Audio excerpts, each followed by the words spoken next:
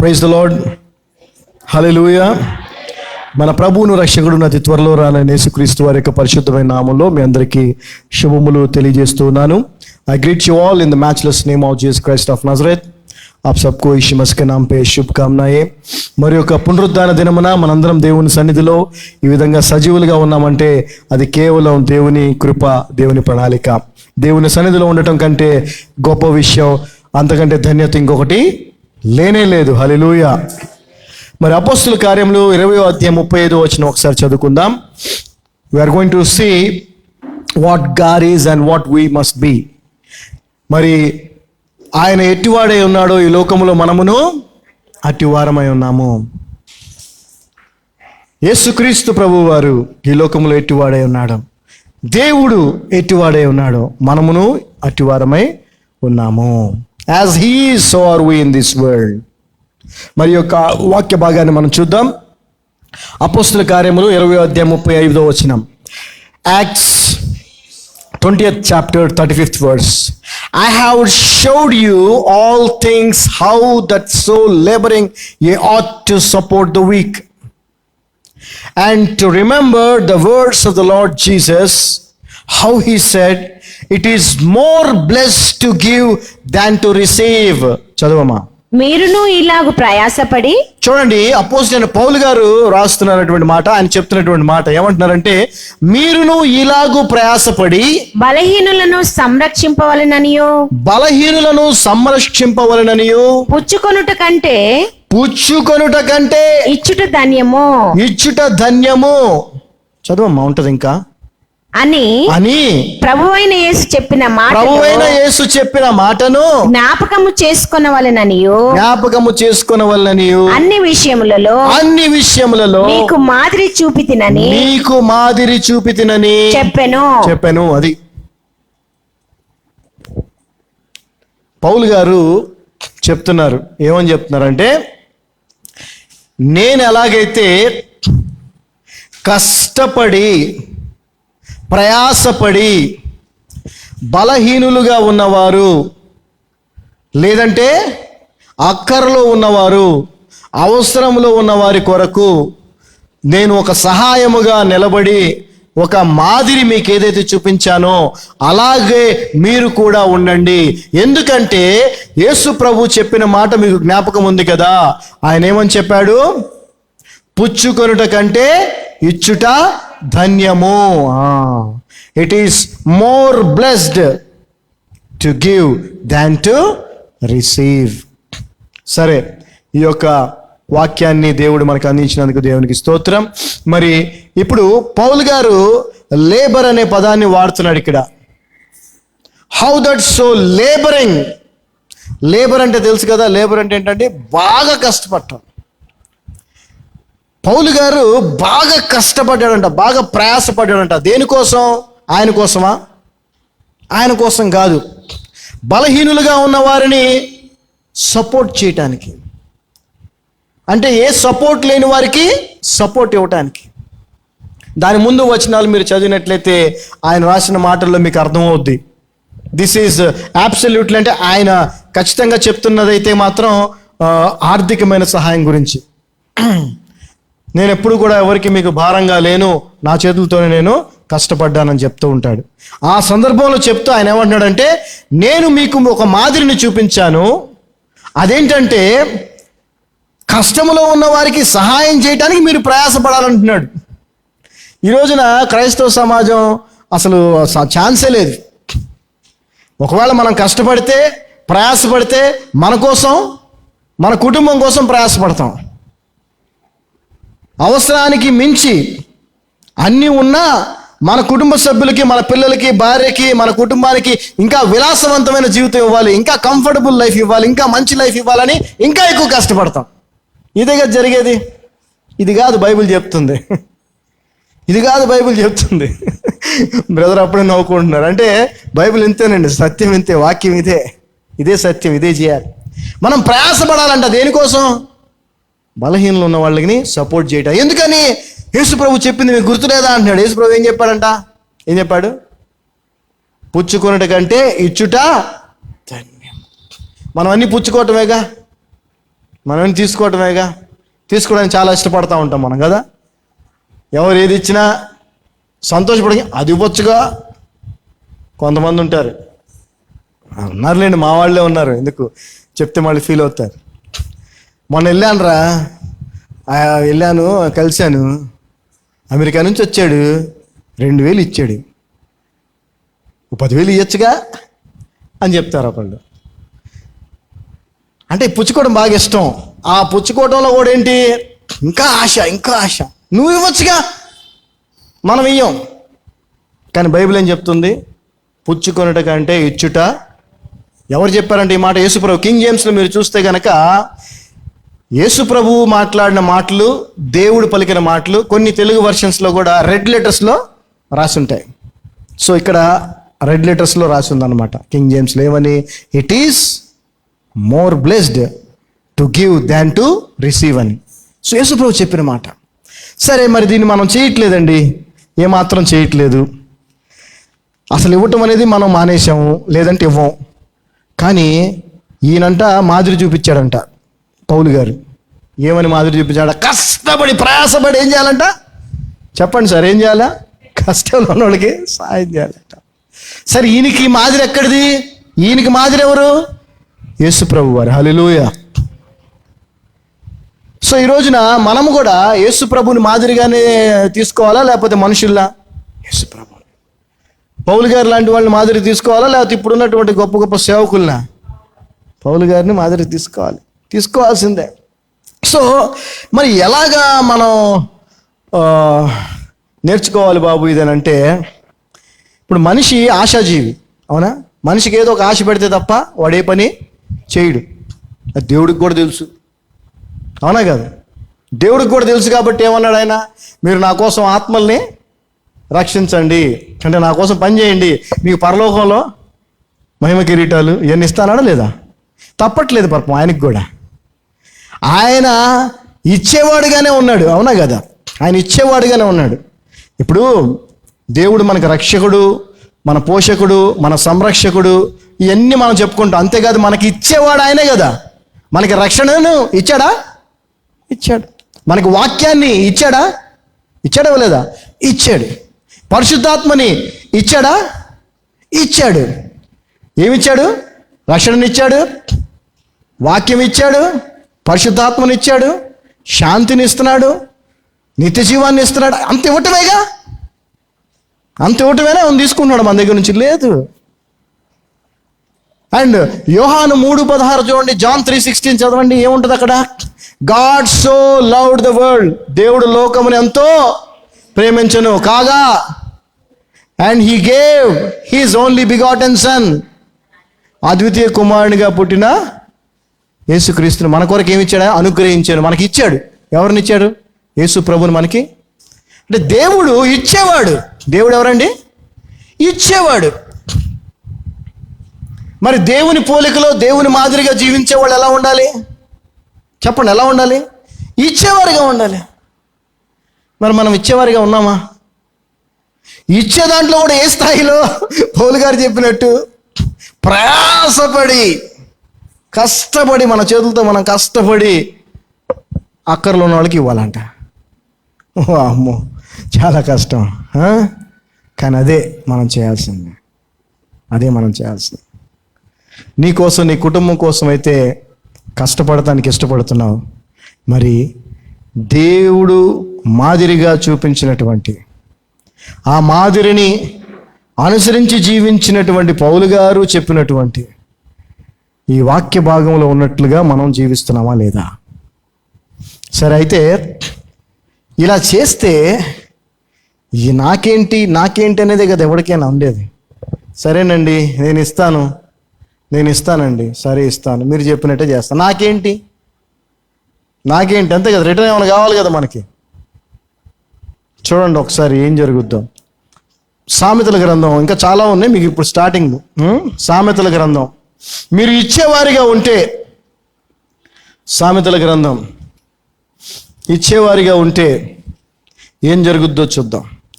సామెతలు 19వ అధ్యాయము, Proverbs 19th chapter, 17th verse. సామెతలు 19వ అధ్యాయం 17వ వచనం. Proverbs 19th chapter 17th verse.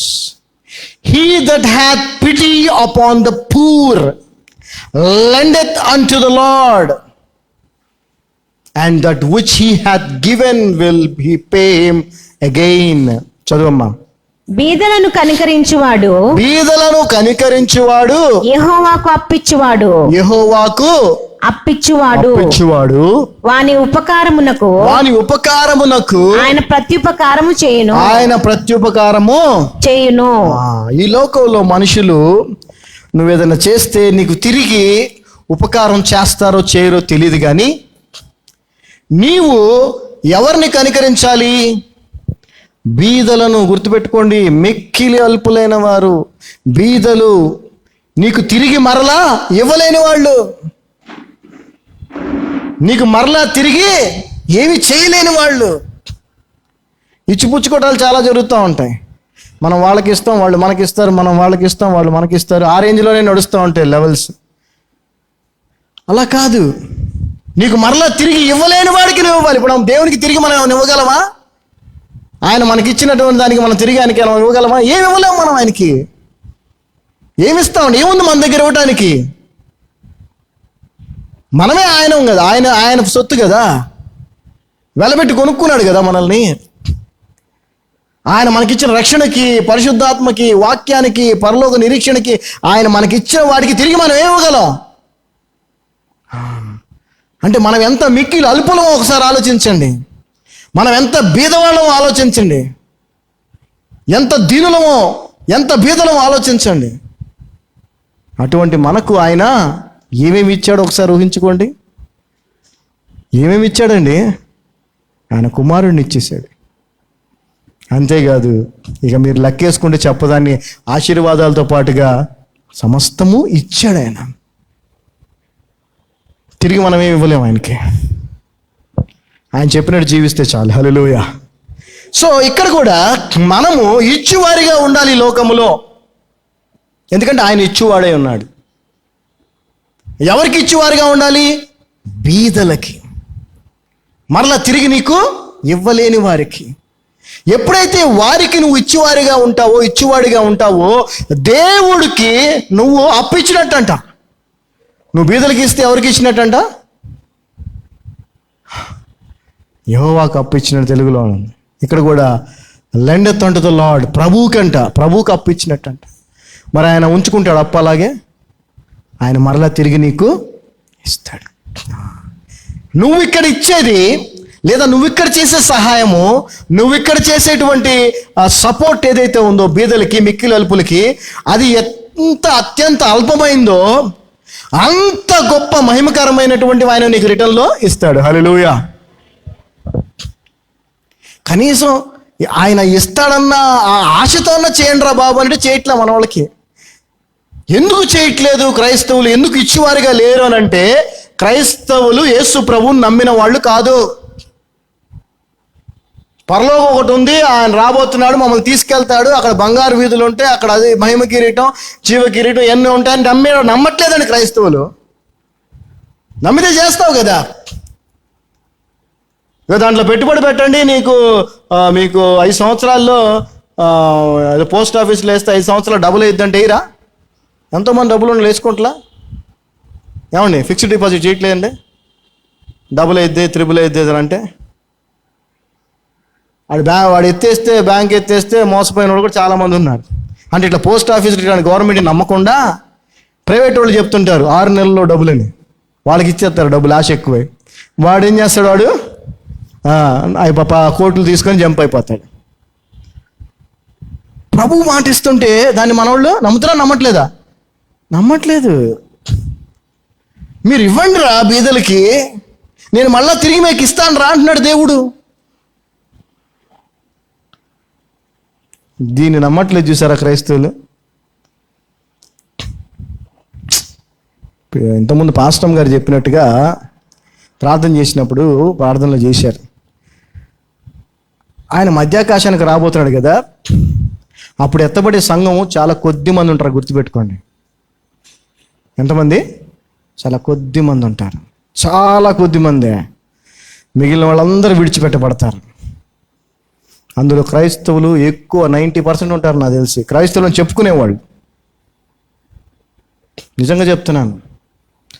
ఆ శ్రమలు ఉంటాయి చూసారా, 7 సంవత్సరాల శ్రమలు మామూలుగా ఉండవు, అనుభవించాల్సి వస్తుంది, గుర్తుపెట్టుకోండి.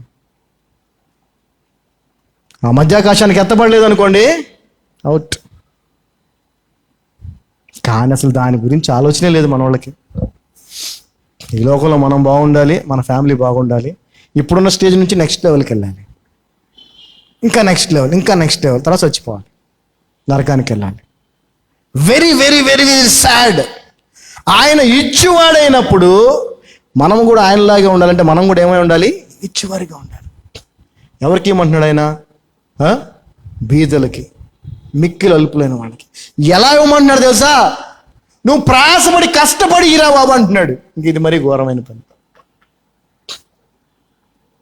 కానీ మీరు గమనించండి, ఎంతో కష్టపడి చాలామంది చిట్టీలు వేస్తారు, అవునా? చిట్టీలో లేదంటే ఇంకెవరి దగ్గర పెడతారు, వడ్డీ వస్తుంది, అవునాగా? దాని అర్థం ఏంటి? వాళ్ళు ఎంతో కష్టపడిని తీసుకెళ్ళి ఒకళ్ళకి ఇస్తున్నారంటే ఎందుకు ఇస్తున్నారు? రిటర్న్లో మంచి రిటర్న్స్ వస్తాయని ఇస్తున్నారు. వాళ్ళు ఎత్తేస్తారో ఇస్తారో లేదో గ్యారంటీ లేదు.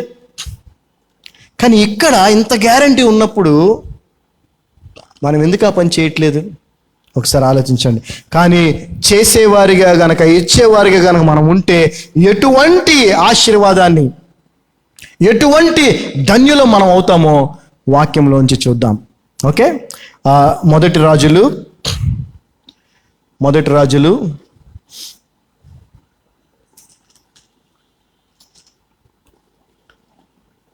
17వ అధ్యాయము మరి 1 నుంచి 6 వరకు మనం చూసినట్లయితే, ఇక్కడ ఏలియా, ప్రవక్త ఏలియా అని ఆయన ఉన్నాడు. మరి ఆ ప్రాంతంలో అంతా కూడా కరువు వచ్చింది. అయితే దేవుడు ఆయన ఒక స్థలానికి వెళ్ళమన్నాడు. ఆ స్థలానికి వెళ్ళినప్పుడు అక్కడ ఒక చిన్న మరి పాండ్, బ్రూక్ అంటారు, ఒక చిన్న నది లాంటిది ఉంది. అందులో నీళ్లు తాగుతున్నాడు. అదేవిధంగా దేవుడు మరి కాకోలాలతో, రావెన్స్ అని ఇంగ్లీష్లో ఉంటుంది, వాటితో ఆయనకి పొద్దున్న సాయంత్రం 2 పూట్ల రొట్టె మరియు మాంసం, అవి 2 తెచ్చిస్తున్నాయి. బ్రెడ్ అండ్ ఫ్లెష్, కాకులు తెచ్చిస్తున్నాయి ఆయనకి. సో దేవుడు ఆ విధంగా ఆయన ప్రవక్తను ఆ విధంగా అక్కడ పోషించుకుంటున్నాడు. ఈ సందర్భంలో మీ అందరికీ లేదా క్రైస్తవ సమాజాన్ని తెలియజేస్తుంది ఏంటంటే, చాలామందికి ఒక ఆలోచన ఉంటుంది. ఏమనంటే, వాళ్ళు ఒకవేళ కానుకలు ఇచ్చేవారై ఉంటే, ఒకవేళ నిజంగా దశంభాగాలు అవి ఇచ్చేవారై ఉంటే, అలా ఇచ్చేవారిలో కూడా కొంతమంది ఆలోచించేది ఏంటంటే, మేము ఇస్తున్నాం కాబట్టే పాస్టర్ గారు అట్లా ఉన్నాడు, మేము ఇచ్చేదాన్ని బట్టి ఆయన అని అనుకుంటారు. గుర్తుపెట్టుకోండి, దేవుడు తన యొక్క ఏర్పరచుకున్నటువంటి సేవకునికి ఏ రీతిగానైనా ఆయన సహాయము చేయగలడు. హల్లెలూయా. అప్పుడు ఏలియాకి చేసిన దేవుడు ఇప్పుడు కూడా చేయగలడు. ఆయన నిన్న నిరంతరం ఏకరీతిగా ఉన్నాడు. మరి మా జీవితాల్లో గడిచిన 13 సంవత్సరాల సేవలో మరి ఆయన మమ్మలను ఏ విధంగా జీవింపజేశాడో, ఏ విధంగా మా అక్కర్లు తీర్చాడో అది ఆ దేవునికి మాకు మాత్రమే తెలుసు. Hallelujah. So this is the first basic point. Second, ఆ తర్వాత ఆ పాండ్లో కూడా అక్కడ కూడా నీళ్ళు అయిపోయినాయి. నీళ్ళు అయిపోతే అప్పుడు దేవుడు మరి ఏలియాతో మాట్లాడుతున్నాడు. 7వ వచనం మనం చూసినట్లయితే 7th verse. And it came to pass after a while that the brook dried up because there had been no rain in the land. And the word of God, Lord, come unto him, saying, Arise, get thee to Zarephath, which belongeth to Sidon, and dwell there. Behold, I have commanded a widow woman there to sustain thee. చదవమా. కొంతకాలమైన తర్వాత దేశములో వర్షము లేక ఆ నీరు ఎండిపోయెను. అంతటి యెహోవా అతనికి ప్రత్యక్షమై ఇలాగు సెలవిచ్చెను, నీవు సీదోను పట్టణ సంబంధమైన సారేపతు అను ఊరికి పోయి అచట ఉండుము. అక్కడుండు. నిన్ను పోషించుటకు అచటనున్న ఒక విధవరాలికి నేను సెలవిచ్చి తిని. చూడండి, తెలుగులో సెలవిచ్చితిని, ఇంగ్లీష్లో కమాండెడ్ అని ఉంది. I have commanded a widow woman there to sustain thee. నేను ఒక విధవరాలికి ఆజ్ఞాపించాను, ఏమని? నిన్ను పోషించమని. హల్లెలూయా. ఏమండి, కరువు ప్రాంతంలో, కరువు టైంలో ఎవరి దగ్గరికి వెళ్ళాలి మనం? బాగా ఉన్నోడి దగ్గరికి వెళ్ళాలి, అవునా? ఉన్నోడి దగ్గరికి వెళ్తే వాడు మనం సహాయం చేస్తాడు. కానీ ఈయన ఎవరి దగ్గరికి పంపిస్తున్నాడు? ఒక విధవరాల దగ్గరికి పంపిస్తున్నాడు. ఆమెకి నేను ఆజ్ఞాపించాను అంటున్నాడు. సో దేవుడు చేసే కార్యాలు చాలా అద్భుతంగా ఉంటాయి. ఆయన ఇచ్చే విధానం కూడా ఎంతో ఆశ్చర్యం కలిగించేలాగా ఉంటుంది.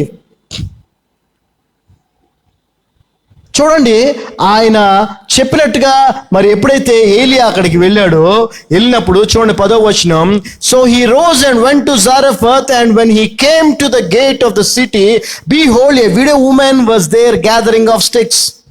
And he called to her and said, fetch me, I pray thee, a little water in a vessel that I may drink.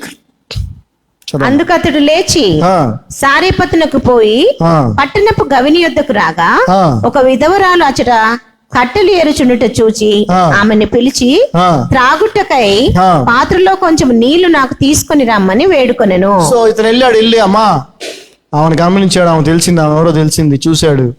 ఆమె పరిస్థితి చూస్తే ఆమె విధవరాలని తెలిసిపోయింది. ఆమె అక్కడేదో పుల్లలు ఏరుకుంటా ఉంది. ఆమెను అన్నాడు, అమ్మా కొంచెం నాకు నీళ్లు ఇవ్వమ్మా అన్నాడు.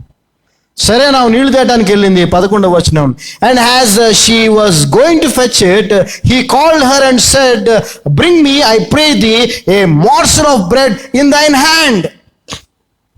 చదవమ్మా. ఆమె నీళ్లు తేబోచుండగా అతడు ఆమెను మరలా నీళ్ళే కదా ఉన్నాయిలే, కొంచెం ఇద్దామని వెళ్ళిపోయిందామా. అతడు నీళ్లు తేబోచుండగా అతడు ఆమెను మరలా పిలిచి, నాకొక రొట్టె ముక్కను నీ చేతిలో తీసుకొని రమ్మని చెప్పాను. నీ చేతితో తీసుకొని వచ్చి నాకు ఒక రొట్టె ముక్క కూడా ఇవ్వమ్మా అని అడిగాడు. సో ఇక్కడ మీరు గమనించాల్సిన పాయింట్ ఏంటంటే, ఇచ్చే స్థితిలో ఎవరున్నారు అక్కడ చెప్పాలి? ఎవరున్నారు ఇచ్చే స్థితిలో? విధవరాలు ఉంది. దేవుని ప్రవక్త ఎక్కడున్నాడు? తీసుకునే స్థితిలో ఉన్నాడు. కానీ అది దేవుని ప్రణాళిక, అది దేవుని చిత్తము. అక్కడ కాకోలములతో ఆయనకు కావలసిన మాంసమును, ఆయనకు కావలసిన రొట్టెను, ఆయనకు కావలసిన నీటిని మరి సప్లై చేసి ఇచ్చిన దేవుడు ఇంకో దగ్గర ఇంకొక విధంగా ఇవ్వగలడా? లేడా? ఇవ్వగలడు. కానీ ఆయన ఆ విధవరాల్ని, తన కుమారుణ్ణి దీవించాలని ఆయన నిర్ణయించుకున్నాడు. కాబట్టే తన ప్రవక్తను అక్కడికి పంపించాడు. ప్రవక్తని పుచ్చుకునే స్థానంలో పెట్టాడు. ఆ విధవరాల్ని ఏ స్థానంలో పెట్టాడు? ఇచ్చే స్థానంలో పెట్టాడు. హల్లెలూయా. గుర్తుపెట్టుకోండి, మీరు కష్టంలో ఉన్న వ్యక్తికి గుక్కెడు మంచినీళ్ళు ఇస్తున్నారా, ఒక ముద్ద అన్నం పెడుతున్నారా అనేది కాదు ఇంపార్టెంట్. మీ దగ్గర ఉన్న దాంట్లో మీరు ఇచ్చే మనసు కలిగి ఉండి ఇస్తున్నారా లేదా ఇంపార్టెంట్ అక్కడ. అందుకే యేసుప్రభువు వారు మనకు ఒక సందర్భం తెలుసు. ఆయన ఒకసారి చర్చిలో కానుక పెట్టెల దగ్గర కూర్చుంటే ఏం జరిగిందండి? ధనవంతులందరూ కూడా వాళ్ళ దగ్గర ఉన్న దాంట్లో చాలా డబ్బులు కట్టలు వేస్తున్నారు దాంట్లో. కానీ విధవరాలు ఒక ఆమె వచ్చి ఆమె దగ్గర ఉన్నటువంటి 2 కాసులు ఉన్నాయి ఆమె దగ్గర. ఆ 2 కాసులు ఆమె వేసింది. అప్పుడు యేసుప్రభువు వారు ఏమన్నారు? వీళ్ళందరికంటే ఈమె గొప్పగా ఇచ్చింది అన్నాడు. గొప్పగా ఇచ్చింది. అదేంటే అంతమంది కట్టలు వేస్తే 2 కాసుల కంటే? లేదు, ఆమె తన జీవనం అంతా ఆమె దగ్గర ఉంది కొంచెమే, కానీ అది ఇచ్చిందంటే ఆమె ఎలా ఇచ్చేలా ఉంది? ఆమె దేవుని వలె ఇచ్చేలాగా ఉందాం అక్కడ. అది విషయం అక్కడ. యేసు ప్రభు వారు సిలువలో మన కొరకు ఏమైనా దాచుకున్నాడా? సమస్తం వెచ్చించాడా? చెప్పాలా? సమస్తం ఇచ్చాడా? ఆఖరి రక్త బొట్టు వరకు కార్చేశాడా? నీళ్లు కూడా గారిపోయినాయని, రక్తం నీళ్లు అన్నీ ఇచ్చాడా? అది దాచిపెట్టుకోలే. దేవుని వలె ఇచ్చేవారిగా ఉండటం అది. మరి ఇక్కడ ఆ బీద విధవరాలు ఇచ్చే స్థానంలో ఉంది. దేవుడు ఆమెను ఆశీర్వదించడానికి నిర్ణయించుకున్నాడు. హల్లెలూయా. అమ్మ రొట్టె ముక్క కూడా నీ చేతితో తీసుకురా అని చెప్పాడు.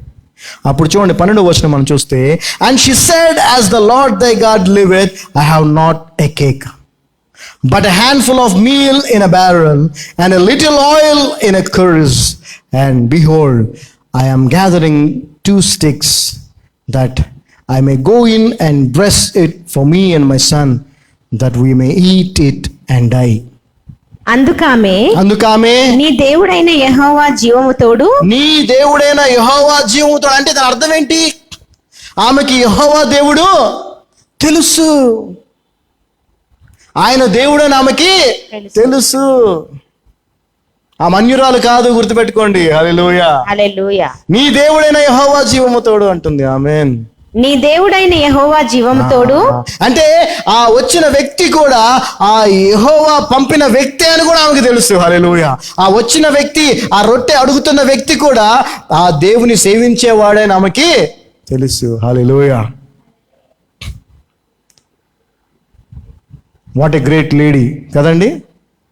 ఆమె ఎంతో దేవుణ్ణి ఆరాధించే వ్యక్తిగా మనం ఇక్కడ గమనించవచ్చు. అదేవిధంగా ఎవరు దేవుని సేవించేవారో, ఎవరు దేవుని సేవించిన వారో చూసి చెప్పేసేటువంటి అంత జ్ఞానము కూడా దేవుడు ఆమెకి ఇచ్చాడు. హల్లెలూయా. చదవమ్మా మళ్ళీ, ఏమంటున్నావా? నీ దేవుడైన యెహోవా జీవము తోడు, యెహోవా జీవము తోడు, తొట్టిలో పట్టెడు పిండియు, బుడ్డిలో కొంచెము నూనెయు, నా యొద్ద ఉన్నవే గాని అప్పం ఒకటైనా లేదు. అప్పం ఒకటయా? మేము చావక ముందు నేనింటికి పోయి వాటిని నాకును నా బిడ్డకును సిద్ధము చేసుకునే వాళ్ళని కొన్ని పిల్లలు ఏరుటకై వచ్చితి అనెను. అది అయ్యా నా పరిస్థితి ఇది. కొంచెం పిండి, కొంచెం నూనె ఉంది.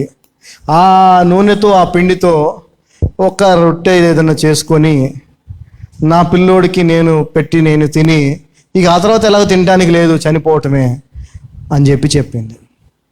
సో అంటే ఎంత భయంకరమైన పరిస్థితి ఒకసారి ఆలోచించాను. అంటే ఆ కొంచెం తినిన తర్వాత ఇంకా తినడానికి లేదు, చచ్చిపోవటమే అనేది విషయం కూడా ఆమెకు తెలుసు. ఎందుకంటే ఎంతోమంది చనిపోయారు అలాగే.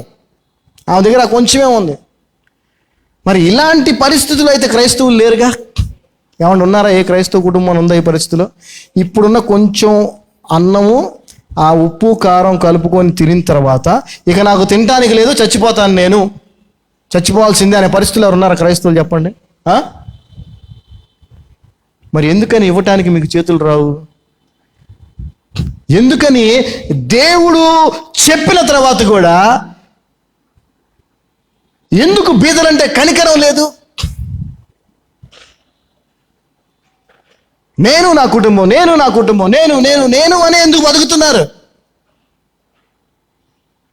దేవుని పోలికలో కదా మనం జీవించాలి.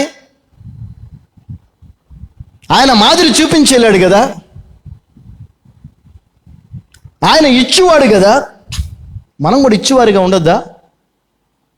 ఆ పరిస్థితుల్లో ఉంది ఆమె. అయితే చూడండి, ఆమెతో ఏలియా ఏమంటున్నాడు? అండ్ ఏలియా said unto her, fear not, go and do as thou hast said, but make me thereof a little cake first, and bring it unto me, and after make for thee and for thy son. చదవమ్మా. అప్పుడు ఏలియా ఆమెతో ఇట్లనెను, భయపడవద్దు, పోయి నీవు చెప్పినట్లు చేయము. అయితే అందులో నాకు ఒక చిన్న అప్పము మొదట చేసి నా యొద్దకు తీసుకుని రమ్ము, తరువాత నీకును నీ బిడ్డకును అప్పములు చేసుకొనుము. అమ్మా ఓకే, నువ్వు చెప్పిందంత రైట్, బాగానే ఉంది. అయితే నువ్వు వెళ్ళి చేసుకో, రొట్టె చేసుకో, ఉన్న కొంచెం పిండితో రొట్టె చేసుకో. అయితే ఫస్ట్ చిన్న ముక్క నాకు మాత్రం ముందు నాకు తీసుకొచ్చి చూడండి. ఆ తర్వాత ఆమెతో ఆయన చెప్పిన మాట, ఇది ఎంతమంది నమ్ముతారు? పరిస్థితులను బట్టి ఎంతమంది నమ్ముతారో నాకు తెలియదు, కానీ ఆమె అయితే నమ్మింది. చూడండి ఆ తర్వాత 14 వచ్చిన ఆయన అంటున్నాడు, for thus said the lord God of Israel, the barrel of meal shall not waste, Nether shall be cruise of oil fail until the day that the Lord sendeth rain upon the earth. చదవమ్మా. భూమి మీద యెహోవా వర్షం కురిపించే వరకు, భూమి మీద యెహోవా మళ్ళీ వర్షం కురిపించి పంటలు పండి మళ్ళీ ధాన్యం వచ్చి ఆ ధాన్యము నీ ఇంటికి వచ్చే వరకు ఆ తొట్టిలో ఉన్న పిండి తక్కువ కాదు, బుడ్డిలో నూనె అయిపోదు. ఏమండి, ఆ పరిస్థితుల్లో ఉన్నటువంటి వ్యక్తి ఎవరైనా ఈ మాట నమ్ముతారా? నమ్ముతారా చెప్పండి? ఈ రోజున క్రైస్తవులు కూడా అంతే. దేవుని మాటలు ఇవి నమ్మం మనం. నమ్మట్లేదు కాబట్టే దేవుడు చెప్పినట్టు చేయట్లా. ఆమెతో చెప్తున్నాడు, అమ్మా నువ్వైతే వెళ్ళి ఫస్ట్ నాకు ఇవ్వు. ఫస్ట్ నాకు ఇవ్వటం వల్ల, నువ్వు ఇవ్వటం వలన, ఫస్ట్ నాకు ఇవ్వటం వలన దేవుడు ఏం చేయబోతున్నాడంటే, నీ యొక్క బుడ్డలో నూనె కానీ ఆ గిన్నెలో పిండి కానీ అయిపోకుండా ఎంతకాలం ఉంటుందంట, మళ్ళీ వర్షాలు పడి పంట వచ్చి నీకు మరలా ఆహారం వచ్చే వరకు అవి అలాగే దేవుడు నీకు ఇస్తానే ఉంటాడని చెప్పాడు ఈయన. నమ్ముతారా మీరు? ఉదాహరణకి యేసు ప్రభు చెప్పినట్టు ఆ యొక్క ధనవంతుడితో అన్నాడు, ఏమని, అయా నీకు కలిగి ఉన్నదంతా కూడా నాకు ఇమ్మన్నాడు. ఆయన గుర్తుపెట్టుకోండి, జాగ్రత్తగా గమనించండి. నీకు ఒక లోటు ఉందన్నాడు. నా యవనస్తుడు వచ్చాడు, అయ్యా నేను పరలోకానికి వెళ్ళాలంటే ఏం చేయాలంటే ఆజ్ఞలు చెప్తే ఏం నేను ఎప్పటి నుంచి చేస్తున్నాను అన్నాడు. నీకు ఒకటి కొదువుగా ఉందన్నాడు. ఏంటి ప్రభు చెప్పు నేను చేస్తానంటే, నీకున్న ఆస్తంతా అమ్మి బీదలకి ఎవరికి ఇమ్మన్నాడు? జాగ్రత్త గమనించండి ఈ పాయింట్. మీరు ఈరోజు మన వాక్యంలో తెలుసుకో. బీదలకి ఇమ్మన్నాడా లేదా ధనం ఎవరికి అందరికి పంచిపెట్టమన్నాడా? బీదలకే ఇమ్మన్నాడు. ఎందుకంటే బీదలకి ఇస్తేనే యెహోవాకు అప్పు ఇచ్చినట్టు. ఎవడు పడితే వాడికి ఇస్తే కాదు. ఆ మిక్కిలి అలుపులు మరలా తిరిగి నీకు ఇవ్వలేని దీన స్థితిలో ఉన్న వాళ్ళకి ఇవ్వాలి. సో ఇక్కడ ఆ పరిస్థితిలో ఈయన చెప్పాడు ఇలా దేవుడు. ఇప్పుడు ఆ ప్రభు చెప్పినట్టే ఇప్పుడు నేను మీతో ఎవరితో అయినా మీ దగ్గర ఉన్నదంతా బీదలకి వెళ్ళి ఇచ్చేసేయండి, బయటికి వెళ్ళగానే బీదలకి ఇచ్చేసేయండి, దేవుడు మీకు 100 అంతలు ఇస్తాడని నేను చెప్పానే అనుకోండి. మీరు నమ్ముతారా?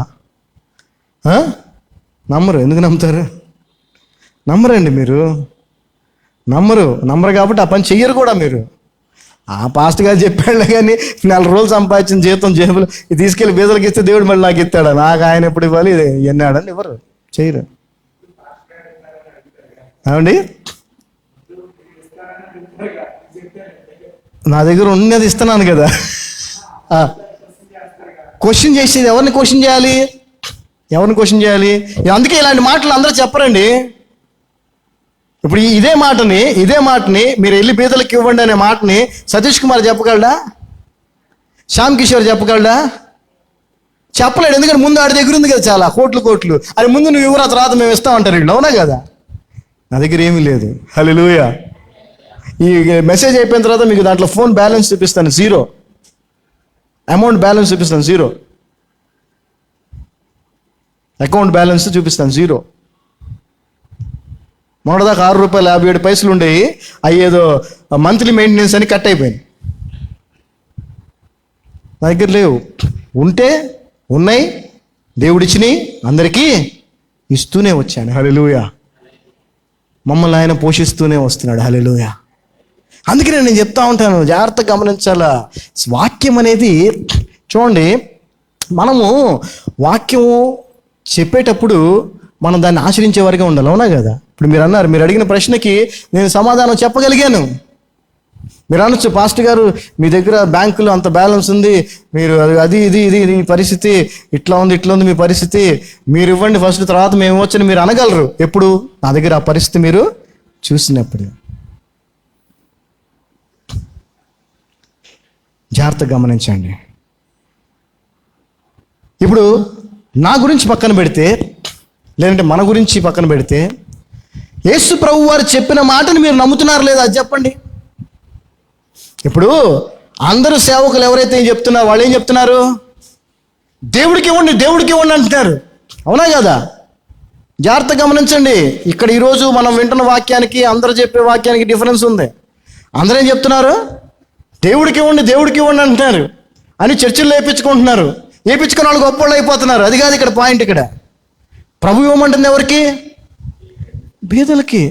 బీదలకి మిక్కిలి అల్పులకి. అది చెప్తున్నారు వాళ్ళు. అది చెప్పట్లా.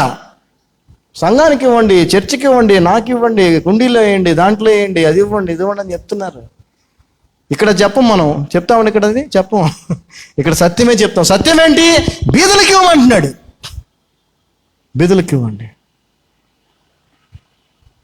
ఇక్కడ మన పాయింట్కి వచ్చేస్తే ఆమెకి ఒక సత్యాన్ని, జరగబోయేదాన్ని ప్రవక్త చెప్పాడు. అమ్మా, నువ్వు మొదటిది నాకు ఇస్తే దేవుడు నీకు ఇలా చేయబోతున్నాడని చెప్పాడు. అది ఆమె నమ్మాలా వద్దా అనేది ఆమె చాయిస్.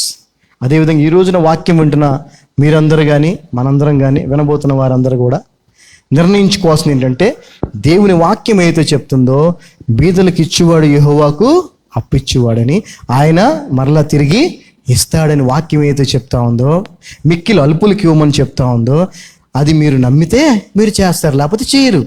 చాయిస్ మీదే, చాయిస్ మీదే. నేను ఎప్పుడు ఈ విషయం గురించి ప్రతి ఒక్కరితో చెప్తూ ఉంటాను. చెప్తూ ఉన్నప్పుడు కొంతమంది అంటారు, మేము కూడా చేస్తుంటామండి, అక్కడక్కడ చేస్తుంటాం, అప్పుడప్పుడు చేస్తుంటాం అంటారు. అలా కాదు చేయాల్సిందే. నీకున్న సమస్తాన్ని దేవుని కొరకు వెచ్చించాలంటే దేవుని వాక్యానుసారంగా జీవించుట కొరకు వెచ్చించాలి. It's not all about money. ఇది డబ్బు గురించి మాత్రమే కాదు. నీ యొక్క జీవితం అనే సమయాన్ని దేవుని కొరకు వెచ్చించాలి. దేవుడు నీకు ఇచ్చిన శక్తిని దేవుని కొరకు వెచ్చించాలి. దేవుడు నీకు ఇచ్చిన టాలెంట్స్ని దేవుని సేవలో వెచ్చించాలి. అంటే ఇతరులకు ఉపయోగపడాలి అది. సో ఆమె నమ్మింది. గట్టిగా చెప్పట్లు కూడా ఆమె కోసం. మనం ఇప్పటికీ నమ్మట్లేదు, అది పాయింట్.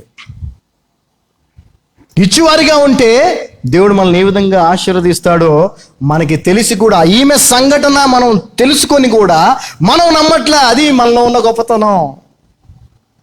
ఆమెకు అప్పటి వరకు అలాగ దేవుడు ఎవరికన్నా చేసినట్టు ఆమెకి ఎక్కడా లేదు, ఎగ్జాంపుల్ కానీ లేదంటే ఒక మాదిరి కానీ లేదు. కానీ నమ్మింది. ఆ తర్వాత ఏం జరిగిందో మనందరికీ బాగా తెలుసండి. ఆ తర్వాత ఆమె చెప్పినట్టుగానే చేసింది. 15వ వచనం, and she went and did according to the saying of Elijah and she and he and her house did eat many days. 15వ వచనం చదవమ్మా. అంతటా ఆమె వెళ్ళి ఏలియా చెప్పిన మాట చొప్పున చేయగా అతడును ఆమెయు ఆమె ఇంటి వారును అనేక దినములు భోజనము చేయుచు వచ్చిరి. సో చూసారా, దేవుడు తన ప్రవక్త ద్వారా సెలవిచ్చిన విధంగానే ఆమె ఎప్పుడైతే ఇచ్చే వ్యక్తిగా ఉందో, మొదటిది అది కూడా, రెండోదో మూడోదో లాస్ట్దో కాదు, మిగిలిందో కాదు, మొదటిది ఇచ్చే వ్యక్తిగా ఎప్పుడైతే ఆమె ఉందో, దేవుడు ఆమెను ఏ విధంగా దీవించాడు. ఆమె ఎంత ఆశీర్వదించబడింది. It is more blessed to give than to receive. కష్టంలో ఉంది, ఇబ్బందుల్లో ఉంది, ఇంకా చనిపోయే పరిస్థితుల్లో ఉంది. మామూలుగా ఎక్స్పెక్ట్ చేయాల్సింది ఏంటి? ఎవరన్నా వస్తే, దేవుడు ఎవరన్నా పంపించి నాకు సహాయం ఇప్పిస్తాడేమో అని కదా ఎక్స్పెక్ట్ చేసేది జనరల్గా. కానీ దేవుడు ఆమెకి సహాయం చేయటానికే ఆమెకి పెట్టిన పరీక్ష. ఆమె పరీక్షలో నెగ్గింది, ఇచ్చే వ్యక్తిగా ఉంది, ఇచ్చింది. ఆ తర్వాత ఆమెకి ఏ లోటు లేకుండా గడిచిపోతా ఉంది. హల్లెలూయా. మా జీవితం కూడా ఇలాగే గడుస్తూ ఉంది. ఆమేన్. అనుదిన ఆహారం, ఎవ్రీడే, ఎప్పటికప్పుడు అవసరాలు అక్కర్లు ఆయన తీరుస్తూ వస్తున్నాడు. ఆయన మీదే ఆధారపడిన వాళ్ళకి, ఆయన చెప్పినట్టుగా జీవించే వారికి ఏ కొదువ ఉండదు, గుర్తుపెట్టుకోండి. హల్లెలూయా. ఆ తర్వాత వచనం మనం చూసింది 17వ వచనం. And it came to pass after these things that the son of the woman, the mistress of the house, fell sick and sickness was so sore that there was no breath left in him. చదవమ్మా. అటు తర్వాత ఆ ఇంటి యజమానురాలైన ఆమె కుమారుడు రోగి అయి ప్రాణము నిల్వ జాలనంత వ్యాధి గలవాడాయను.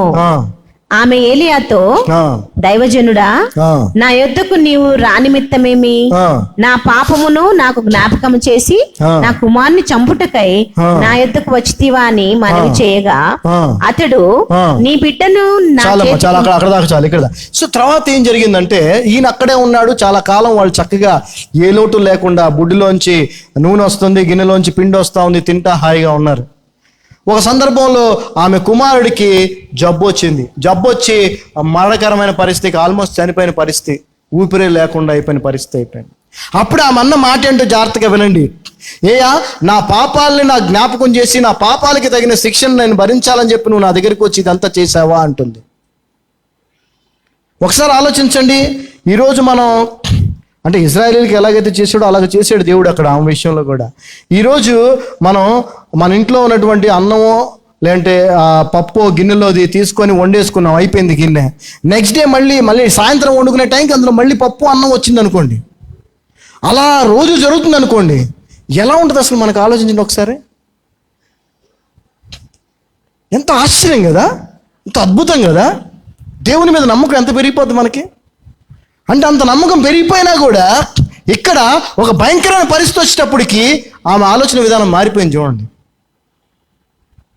అలాగే క్రైస్తవులు కూడా చాలా వరకు, విశ్వాసులు కూడా చెదిరిపోయేది ఇక్కడే. ఎస్పెషల్లీ పిల్లల విషయంలో. పిల్లలు చనిపోవటం కానీ చనిపోయే పరిస్థితి కానీ వచ్చిందనుకోండి, అన్నీ మర్చిపోతారు. ఒకవేళ చనిపోవాల్సిన పరిస్థితి వస్తే దేవుడు తీసుకుంటే, దేవుడు తీసుకున్నాడనేటువంటి ఆ యొక్క తీర్పుకి లోబడాలి. నేను చాలా కుటుంబాలను చూశాను, వాళ్ళ కుటుంబాల్లో పిల్లలు చనిపోవటం వలన వాళ్ళు క్రైస్తవ్యాన్ని విడిచిపెట్టిన వాళ్ళని ఎంతోమందిని నేను చూశాను. దేవుడు ఇలా చేశాడు, అందుకే ఈ దేవుడు మాకు వద్దని. ఒకసారి ఆలోచించండి. ఇప్పుడు మీరు ఎటువంటి భయంకరమైన పరిస్థితిలో ఉన్నా, మీరు ఇచ్చేవారుగా ఉన్నప్పుడు దేవుడు మీ చేయి విడవడు. హల్లెలూయా. ఆమె కొడుకు చనిపోయే పరిస్థితిలో ఉంది. ఆమె వచ్చి అంటుంది, అయ్యా నా పాపాలు జ్ఞాపకం చేసి మరి నా బిడ్డకి ఈ పరిస్థితి తీసుకురావడానికి వచ్చావా అని.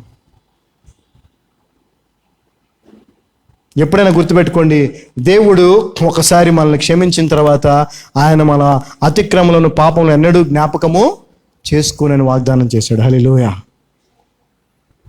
ఆయన జ్ఞాపకం చేసుకున్నప్పుడు నువ్వెందుకు జ్ఞాపకం చేసుకుంటున్నావు? ఎందుకు నీ జీవితంలో సంభవించిన ఈ భయంకరమైన పరిస్థితిని ఆయన గొప్ప సాక్ష్యంగా మార్చబోతున్నాడు ఎందుకు నమ్మట్లేదు నువ్వు? ఆల్రెడీ అద్భుత రీతిగా నీకు ఆ నూనె పిండి ఇస్తా వచ్చాడు కదా ఇన్ని నెలలు. ఇది చేసిన దేవుడు ఈ పరిస్థితి నుంచి నిన్ను కాపాడ్డా? అక్కడ ఆమె చెదిరిపోయింది. అయితే చూడండి ఆ ప్రవక్త ఏమన్నాడు చూడండి, 19వ వచనం. And he said unto her, give me దై సన్. హల్లెలూయా. ఇక్కడ ఫస్ట్ మనం చూసింది, ఆయన కలిసినప్పుడు అమ్మా నాకు మొదటి రొట్టె నాకు ఇవ్వు అన్నాడు కదా, నాకు ఇవ్వు అన్నాడు. ఇప్పుడు ఏమి ఇవ్వమంటున్నాడు? నీ కుమారుని ఇవ్వు అంటున్నాడు. హల్లెలూయా. ఇవ్వటం చాలా గుర్తుపెట్టి, గివింగ్ గివింగ్ గివింగ్. నీ కుమారుణ్ణి ఇవ్వు అంటున్నాడు, ఇవ్వు అంటున్నాడు. చదువు తర్వాత ఏం జరిగిందా. And he took him out of her bosom and carried him up into the loft where he abode and laid him upon his own bed. 19వ వచనం. అతడు నీ బిడ్డను నా చేతికిమ్మని చెప్పి ఆమె కవిగిట్లో నుండి వాడిని తీసుకుని తానున్న పై అంతస్తు గదిలోనికి పోయి. చూడండి అమ్మా, నీ కుమారుణ్ణి ఇవ్వు అన్నప్పుడు ఆమె ఇవ్వటానికి ఇష్టపడకపోతే ఇతను తీసుకోవడానికి ప్రయత్నం చేసినప్పుడు నేను ఇవ్వనని అలాగే గట్టిగా పట్టుకుని ఉండేదా లేదా? అంటే నీ కుమారుని ఇవ్వు అని ఆయన తీసుకుంటున్నప్పుడు ఏం చేసిందామా? ఇచ్చిందా ఇవ్వలేదా? ఇచ్చింది. గుర్తుపెట్టుకోండి, జాగ్రత్తగా వినండి ఈ పాయింట్ని. కుమారుణ్ణి ఇవ్వమన్నప్పుడు కుమారుణ్ణి ఇచ్చింది. ఇప్పుడు మీకేం గుర్తు వస్తుంది? గుర్తు రావాలా? సడగా వచ్చేసేయాలా ఆటోమేటిక్గా. దేవుడు అబ్రహాంతో ఏమన్నాడు? నీ కుమారుణ్ణి నాకు ఇవ్వు అన్నప్పుడు ఏం చేశాడు అబ్రహాము? నేను ఇవ్వనన్నాడా? ఇచ్చువానిగా ఉన్నాడు అబ్రహాము. తండ్రి అయిన దేవునికి సాదృశ్యంగా ఉన్నాడు అక్కడ Abraham.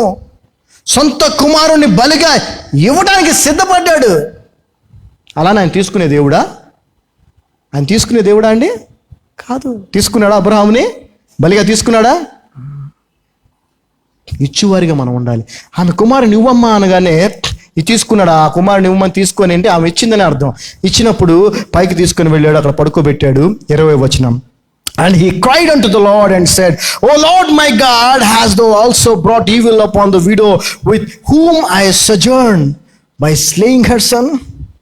And he stretched himself upon the child 3 times and cried unto the Lord and said, O Lord my God, I pray thee, let this child's soul come into him again. చదవమ్మా.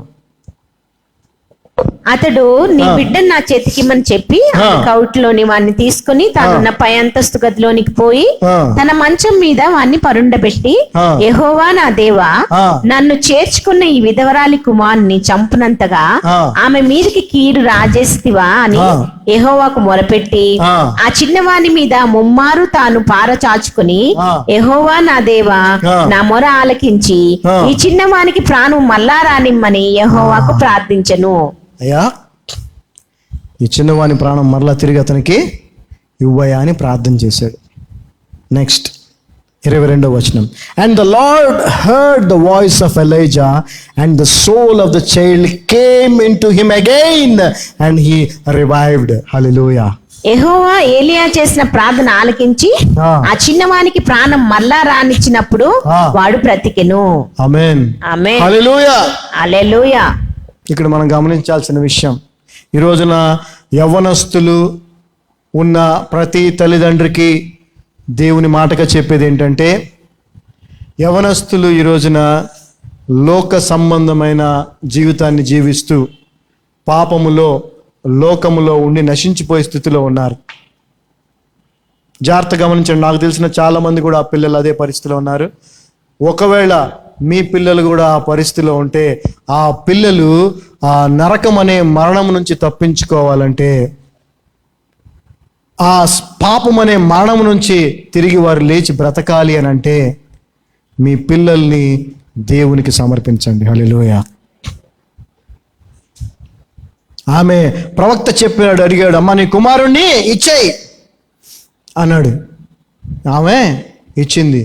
ఇవ్వటం వల్ల ఏం జరిగింది? చనిపోయిన కుమారుడు తిరిగి జీవముతో వచ్చాడు. హల్లెలూయా. యవ్వనస్తులు ఉన్నటువంటి తల్లిదండ్రులకు మరలా చెప్తా ఉన్నాను, మీ పిల్లలను దేవునికి ఇవ్వండి. దేవుని చేతిలో పెట్టండి. వాళ్ళు అది కావాలి ఇది కావాలని అనుకోవటంలో తప్పు లేదు. కానీ వాళ్ళకి ఆ రక్షణ ఎక్కడ దొరుకుద్ది వాళ్ళకి రక్షణ? యేసు ప్రభు దగ్గరే, దేవుని దగ్గరే. వాళ్ళు నరకానికి పోకుండా కాపాడబడాలి అంటే కాపాడేది ఎవరు? కాపాడగలిగింది ఎవరు? దేవుడు ఒక్కడే. సో నీ బిడ్డల్ని ఎవరి చేతికి ఇవ్వాలి? దేవుని చేతికి ఇవ్వాలి.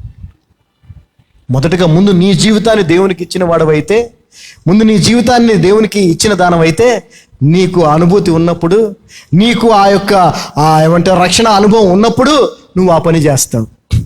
ఫస్ట్ ప్రయారిటీ నీ పిల్లల్ని దేవునికి ఇవ్వాలి అనే నువ్వు అనుకుంటావు. హల్లెలూయా. దేవుని చేతిలో నా పిల్లల్ని పెట్టాలనుకుంటావు. ఎప్పుడు? నువ్వు దేవుని చేతిలో ఉన్నప్పుడు. ఆమె తన కుమారుణ్ణి ఇచ్చింది.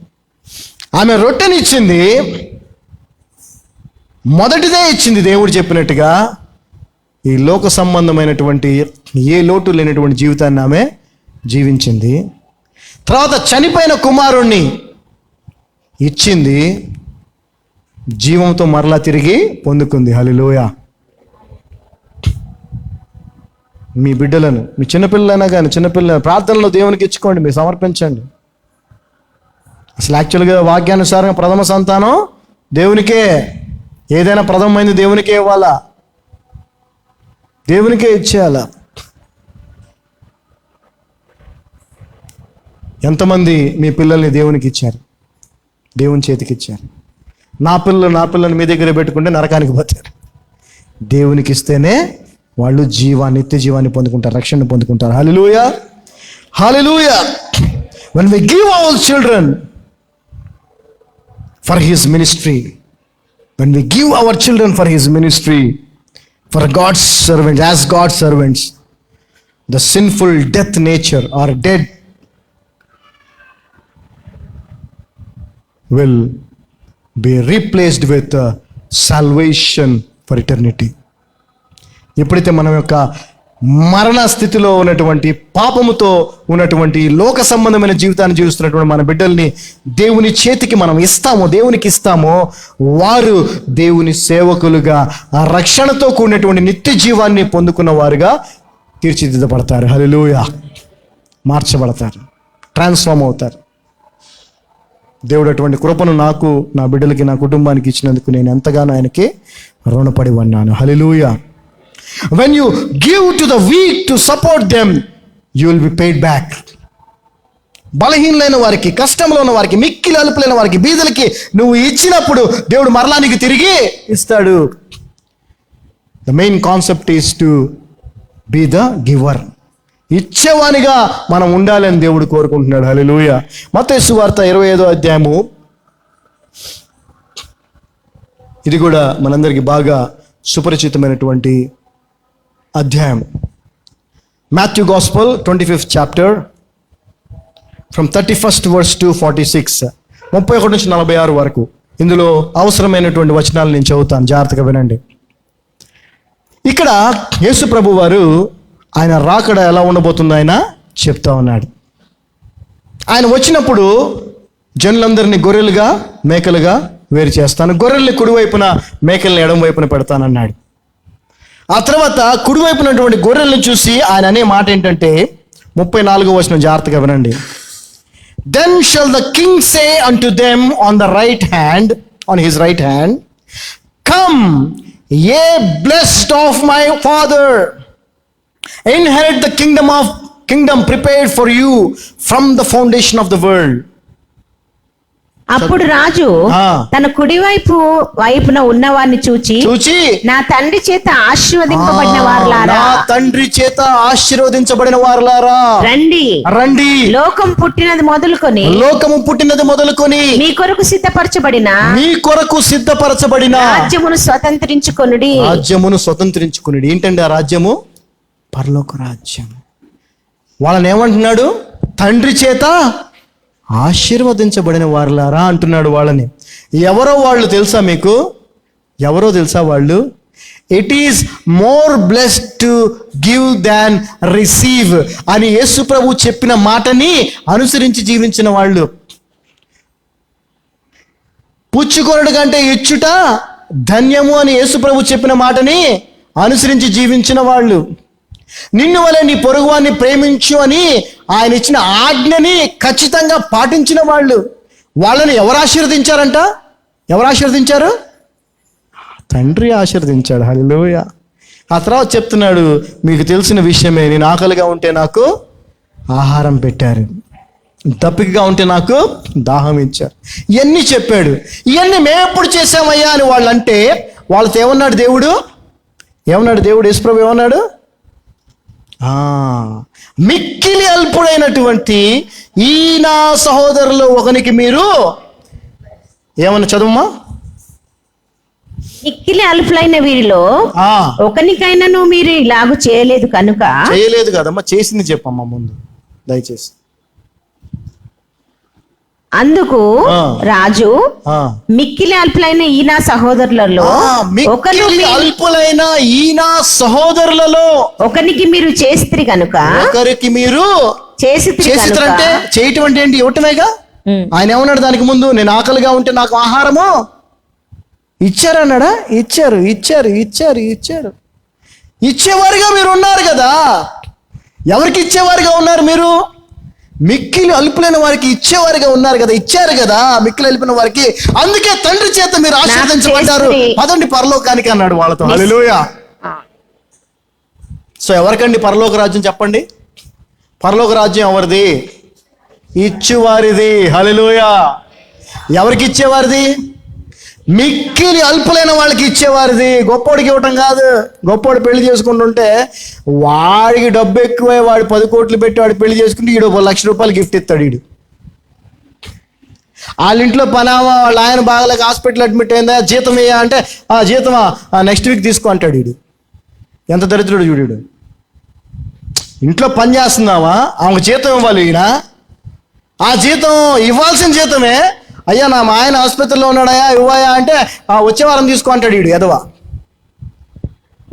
ఎవడో ఫ్రెండో లేకపోతే ఇంకెవరో కజిన్ పుట్టినరోజో పెళ్ళో అని చెప్పి పోయి ఆడ వేలు ఖర్చు పెట్టి వస్తాడు ఎదవా.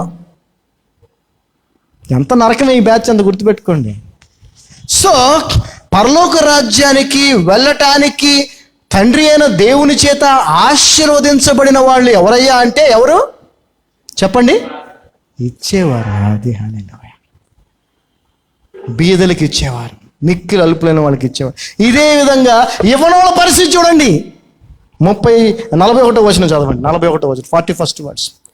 Then shall he say unto them on the left hand side, depart from me, ye cursed, into the everlasting fire prepared for the devil and his angels. చదవమ్మా. అప్పుడు ఆయన ఎడమ వైపున ఉండు అని చూచి, ఎడమ వైపున చూసి, శపింపబడిన వారలారా నన్ను విడిచి అపవాదికిని వాని దూతలకును సిద్ధపరచబడిన నిత్యాగ్నిలోనికి పోవుడి. ఎవరండి శపించబడిన వాళ్ళు? ఇచ్చువారిగా లేనివారు, మిక్కిలు అలుపులైన వాళ్ళకి ఇచ్చువారిగా లేనివాడు.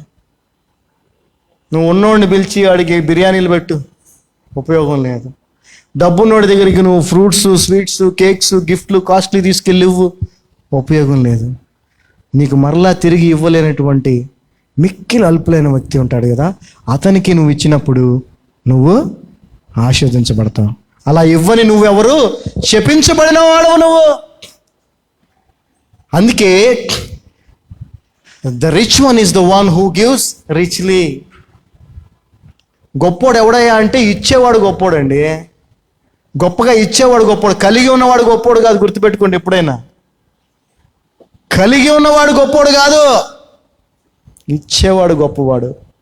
ఎంత గొప్పగా ఇవ్వగలిగితే అంత గొప్పోడు నువ్వు. హల్లెలూయా.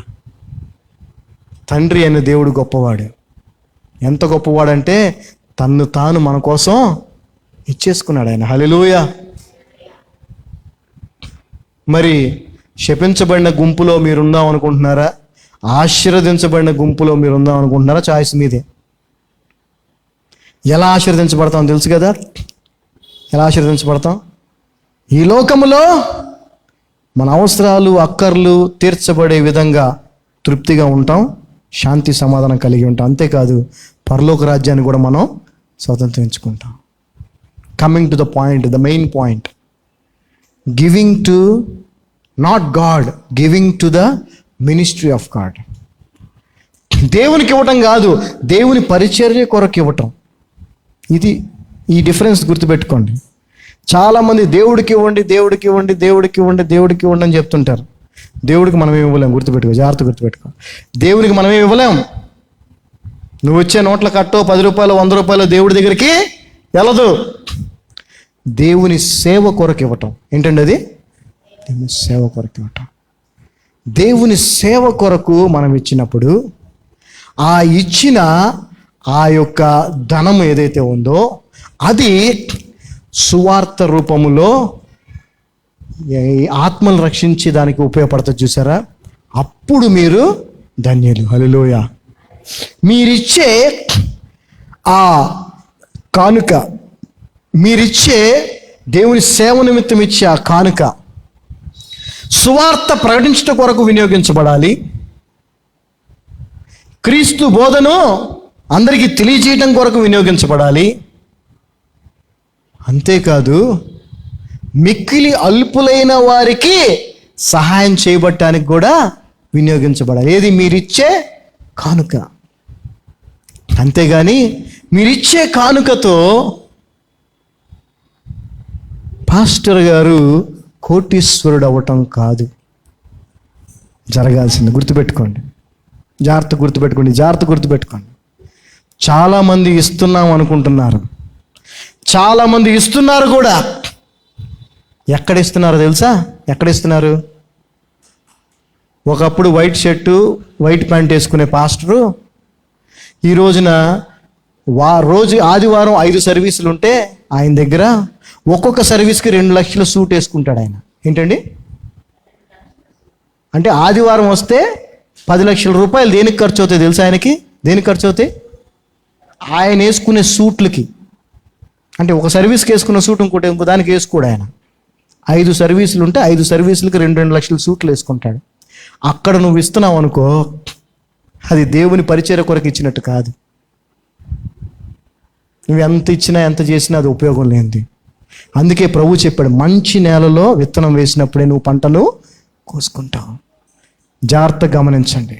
ఈ రోజున హంగు ఆర్భాటము, ఈ అసలు కోట్లతో సౌండ్ సిస్టమ్స్ పెట్టుకొని అది డీజే ఫంక్షన్ హాలా ఆరాధన అర్థం కాని పరిస్థితుల్లో సేవకులు కూడా విలాసవంతమైన జీవితాలు జీవిస్తున్నారంటే వాళ్ళు ఏమైనా కూలి పని చేస్తున్నారా? పౌలు గారిలాగా ఏమైనా డేరాలు కొడుతున్నారా? వాళ్ళు చెప్పండి కొడుతున్నారా? డేరాలు కొడుతున్నారా పౌలు గారిలాగా ఏమన్నా? వాళ్ళు ఏం చేస్తున్నారు? వాళ్ళు ఎక్కడదా డబ్బు? దేవుడు మమ్మల్ని దీవించాడు. ఎలా దీవించాడు రా ఎదవా చెప్పు? ఎలా దీవించాడు? దేవుడు దీవించడం కాదురా, దేవుని బిడ్డల దగ్గర నువ్వు దోచుకొని ఏం చేస్తున్నావు? దోచుకొని అనుభవిస్తున్నావు. ఈ లోకం యొక్క సుఖభోగాల్ని అనుభవిస్తున్నావు. ఏం జరగబోతుందో తెలుసా నీకు? మామూలు వాళ్ళకంటే డబుల్ అధికమైన శిక్ష నీకు ఉండబోతా ఉంది. సో ఇచ్చువారైనటువంటి మనము, ఇచ్చువారిగా ఉండాల్సినటువంటి మనము, బీదలకు ఇచ్చే విషయంలో కూడా మిక్కిలి అలుపులు తిరిగి ఇవ్వలేని వారికి ఇవ్వాలి. పరిచర్య కొరకు ఇచ్చే విషయంలో కూడా ఎక్కడైతే సువార్తను ప్రకటించుట కొరకు, క్రీస్తు బోధన మాత్రమే బోధించుట కొరకు, కష్టంలో ఉన్న వారికి నిన్ను వలె నీ పొరుగువాన్ని ప్రేమించు అనే ఆజ్ఞని అనుసరించి జీవిస్తున్నటువంటి పరిచర్య ఎక్కడైతే జరుగుతుందో అక్కడ నువ్వు ఇచ్చినప్పుడు నీ కష్టార్జితంతో నువ్వు ఇచ్చిన దానికి ఫలితం నీకు ఉంటుంది తప్ప లేకపోతే ఉండదు. హల్లెలూయా. ఒక్కసారి ఈ వచనాన్ని చదవండి, మీకు చాలా క్లియర్గా అర్థమవుద్ది. ఎఫెసీయులకు రాసిన పత్రిక 4వ అధ్యాయం 28వ వచనం చదవండి. ఎఫెసీయులకు రాసిన పత్రిక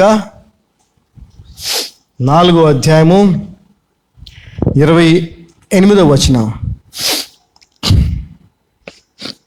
అనేక సూచనలు పౌలు గారు ఇక్కడ రాస్తూ, ఆయన రాస్తున్నటువంటి మాట చూడండి. 26 కూడా చదువుదాం, 27 కూడా చదువుదాం. దాన్ని బట్టి మీకు అర్థమవుద్ది ఈ కంటెస్ట్ దేని కొరకు, ఈ మాట ఎందుకు రాశాడో మీకు అర్థమవుద్ది. Be ye angry and sin not, let not the sun go down upon your wrath. చదవమ్మా. కోపపడుడి కానీ పాపం చేయకుడి. సూర్యుడు అస్తమించే వరకు మీ కోపము నిలిచి ఉండకూడదు. సో కోపం గురించి ఒక మాట రాశాడు కదా. నెక్స్ట్ వచనం 27వ వచనం. Neither give place to the devil. అపవాదికి చోటు ఇవ్వద్దు అన్నాడు. Okay fine.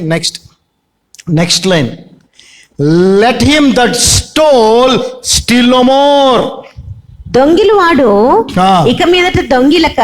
జాగ్రత్తగా ఉండండి. దొంగిలు వాడు ఇక మీదట దొంగిలక అంటే దొంగతనం చేస్తున్న వాళ్ళు ఇక మీద దొంగతనం చేయబాకండి అంటున్నాడు ఆయన. ఈయన రాస్తున్న పత్రిక ఎవరికండి? జైల్లో ఉన్నటువంటి దొంగలకు రాయాలా ఈ పత్రిక ఆయన. ఈ పత్రిక రాస్తుంది ఎఫెసీలో ఉన్నటువంటి సంఘానికి రాసిన పత్రిక ఇది. ఎవరికి రాశాడండి? ఎఫెసీలో ఉన్నటువంటి సంఘానికి రాశాడు. అంటే ఆ సంఘంలో దొంగలు ఉన్నారు అనుకోవాలా మనం? కాదు. జాగ్రత్త గమనించండి. దొంగిలు వాడు దొంగిలక, but rather let him labour working with his hands the things which is good, that he may have to give to him that needeth.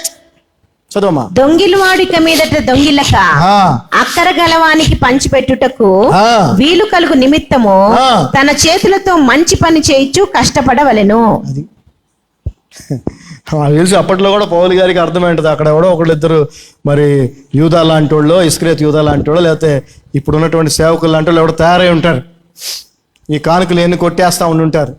కొట్టేసి బాగా విలాసవంతమైన జీవితాన్ని జీవించే ప్రయత్నం చేస్తూ ఉండుంటారు. ఈయన అంటున్నాడు, అరే బాబు దొంగతనం ఆపేసేయండి,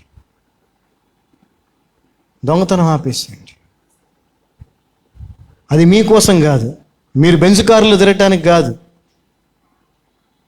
దేవుని పరిచర్య కొరకు వెత్తబడినటువంటి కానుకలు అవి. దాన్ని ఏం చేయాలా? దేవుని పరిచర్యకే వాడాలి. దాన్ని మీరు దొంగతనం చేయబాకండి. ఏం చేయాలంటున్నాడు? దొంగతనం చేయకుండా ఏం చేయాలంట? మీరు కష్టపడండి, కష్టపడి అవసరంలో ఉన్న వాళ్ళకి మీరు సహాయము చేయండి అంటున్నాడు. ఇప్పుడు ఇదే మాట మనం శ్యామ్ కిషోర్కో సతీష్ కుమార్కో చెప్పామనుకోండి, ఎవడో పిచ్చోడు అనుకుంటారు అసలు కదా. కానీ బైబిల్ చెప్తుంది అదే. వాళ్ళకే కాదు, అలా ఉన్న ఎంతమంది ఎందుకున్నారో వాళ్ళందరికీ కూడా దేవుని వాక్యం చెప్తుంది అది. చాలరా బాబు దొంగతనం చేసింది చాలరా. పాపం ఆ పిచ్చోళ్ళకి తెలియక, వాక్యం తెలియదండి పిచ్చోళ్ళు వీళ్ళు, నిజంగా వాక్యం తెలియని అజ్ఞానులు, వాక్యం తెలియని అజ్ఞానులు. దేవుడు చూపించిన మాదిరి జీవితం ఏంటి? అపోజిట్ పౌలు గారు చూపించిన మాదిరి జీవితం ఏంది? ఒక సేవకునిగా నేను మీకు మాదిరి చూపించిన విధంగా చదివాం కదా. ఫస్ట్ వచనం అదేగా చదివింది, అపోస్తుల కార్యం 20:35 నేను మీకు మాదిరి చూపించిన విధముగా మీరు కూడా బలహీనులైన వాళ్ళకి సపోర్ట్ చేయడానికి మీరు ప్రయాసపడండి, ఎందుకంటే పుచ్చుకోవడం కంటే ఇచ్చుట ధన్యమని ప్రభువు చెప్పాడు కదా అన్నాడు ఆయన. మళ్ళీ మాటకొస్తే నోటికి మాత్రం పౌలు గారే మాకు ఆదర్శం అంటాడు ప్రతి సేవకుడు. ఎక్కడ ఆదర్శం నీకు ఆయన? ఏ విషయంలో? ఆయన రాసిన పత్రికలు చదవట్లా మీరు? చదవరా? ఇవన్నీ చదవరా? నాకు అర్థం కాదు. బైబిల్లో చదవరా ఇవన్నీ? ఇక అలా చూసుకుంటే ఎన్నో ఎన్నో ఎన్నో వచనాలు ఉన్నాయి. ఒకని భారం ఒకడు మోయుడి అని. Bear one another's burdens. Romans 15:1 కూడా ఒకసారి చదవండి. I will close. రోమిలికి రాసిన పత్రిక 15:1.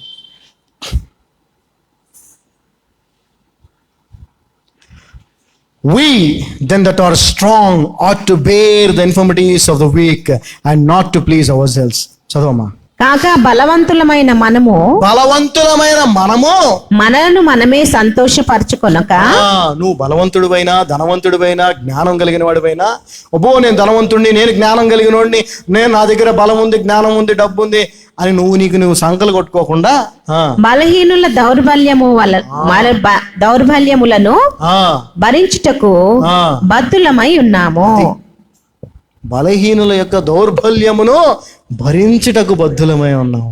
నువ్వు బలవంతుడివైతే బలహీనుడిని బలపరచు, నువ్వు ధనవంతుడివైతే బీదవాడిని కనికరించు, నువ్వు జ్ఞానం గలవాడివైతే అజ్ఞానులకి ఆ జ్ఞానాన్ని పంచు. అంటే అవన్నీ కూడా ఏంటి? ఇవ్వటమేనా? ఇచ్చువాడిగా ఉండరా బాబు, ఇచ్చువాడిగా ఉండు. దేవుడు ఇచ్చువాడు. ఈ లోకంలో మనం కూడా అట్టివారమే ఉన్నాం, కూడా మనం కూడా ఇచ్చేవారమే ఉండాలి. వాళ్ళ బలహీనతలను ఇన్ఫర్మిటీస్ అని వాశారు. యేసుప్రభు వారు ఏం చెప్పారు? యేసుప్రభు వారి గురించి ఏం రాయబడి ఉంది? ఐజాయా 53:4 కానీ, మాథ్యూ 8:17, మత్తయి సువార్త 8:17, అదేవిధంగా యెషయా గ్రంథము 53:4 చూసినట్లయితే he bore all our infirmities. ఆయనే మన బలహీనతలను రోగములను భరించెను వహించెను. అలాగే మనం కూడా భరించే వారిగా ఉండాలంట. అసలు ఆ లెవెల్కి మనం ఎప్పుడు చేరుకుంటామో నాకైతే అర్థం కావట్లేదు, కానీ చేరుకోమని దేవుడు కోరుకుంటున్నాడు కాబట్టి మనకు తెలియజేస్తున్నాడు. దేవుని స్తోత్రం. హల్లెలూయా. Let's pray. ప్రార్థన చేద్దాం, ఆయన కృపను కోరుకుందాం. ఎందుకంటే ఆయన వాక్యం ఏమని చెప్తుందో అలా మనం జీవించకపోతే ఉపయోగం ఏంటండి చెప్పండి? What is the use? What is the use? వాక్యానుసారంగా జీవించాలంటే వాక్యం తెలియాలి కదా. అందుకే ఏది పడితే అది వాక్యం కాదు, ఎక్కడ పడితే అక్కడ సహవాసం కాదు. గుర్తుపెట్టుకోండి, క్రీస్తు బోధతో కూడినటువంటి సత్యముతో కూడిన వాక్యాన్నే మనం వాక్యంగా స్వీకరించాలి. ఏది పడితే వాళ్ళు ఇష్టం వచ్చినట్టుగా చెప్పుకునేటువంటి మాటల్ని వాక్యంగా పట్టించుకోబాకండి, దయచేసి అంగీకరించబాకండి. ఎక్కడ పడితే రోడ్డు మీద వేస్తావా విత్తనాలను? వెళ్ళి రోడ్డు మీద వేస్తావా? చెరువులో వేస్తావా? మంచిగా దున్నిన నేలలో వేస్తావు. అప్పుడే కదా పంట వచ్చేది నీకు, అప్పుడే కదా ఆ విత్తనానికి ఒక విలువ. రోడ్డు మీద వేస్తే అదేవిధంగా నువ్వు కష్టపడి సంపాదించిన దాంట్లో దేవుని పని నిమిత్తం, దేవునికి కాదు. గుర్తుపెట్టుకుని ఈ డిఫరెన్స్ జాగ్రత్తగా. చాలామంది దేవుడికి అంటారు. అబద్ధం. దేవుడికి మనం ఇవ్వలేం.